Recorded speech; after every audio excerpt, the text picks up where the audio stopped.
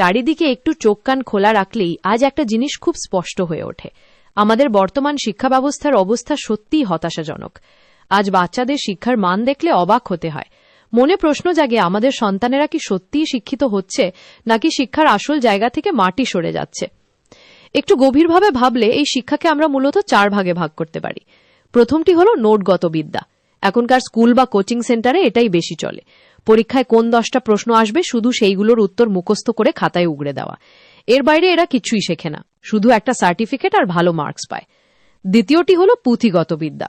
এরা বইয়ের একটা নির্দিষ্ট অধ্যায় সম্পূর্ণ মুখস্থ করে। এরা নোটগত বিদ্যা থেকে একটু এগিয়ে থাকলেও এর বাইরে কোনো কেন বা কিভাবে জাতীয় প্রশ্ন তাদের মাথায় আসে না। কিন্তু প্রকৃত শিক্ষা শুরু হয় তৃতীয় ধাপে, জ্ঞানগত বিদ্যা।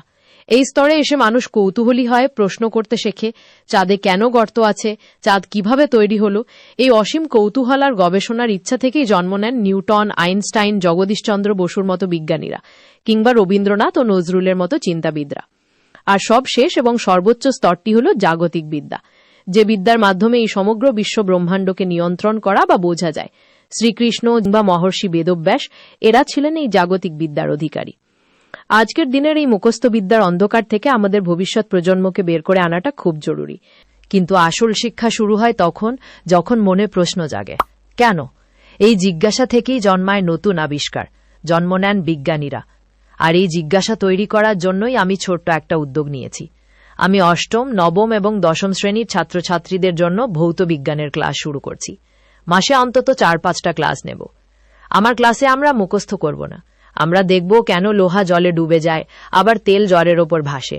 আমরা নিজেরা হাতে কলমে চুম্বক দিয়ে খেলব, দেখব কিভাবে বিদ্যুৎ তৈরি হয়, যার সাহায্যে আজকের এই ডিজিটাল জগৎ চলে। কোনো প্রশ্ন থাকলে সেটার উত্তর আমরা আরও গভীরভাবে বোঝার চেষ্টা করব, বইয়ের পাতায় শুধু তাকিয়ে থাকব না। আমার উদ্দেশ্য শুধু বিজ্ঞানকে সহজ করে বোঝানোই নয়, ছাত্রছাত্রীদের মনে কৌতূহল জাগানো, যাতে তারা নিজেরা জীবনের পথে এগিয়ে যেতে পারে এবং মহৎ কিছু করতে পারে। আমার এই পথচলায় আপনারা যারা মানবিক শিক্ষার পক্ষে, যারা প্রকৃত জ্ঞান অর্জন করতে চান, তারা আমার সাথে যুক্ত হতে পারেন। আসুন সবাই মিলে একটা ভালো শিক্ষার পরিবেশ তৈরি করি।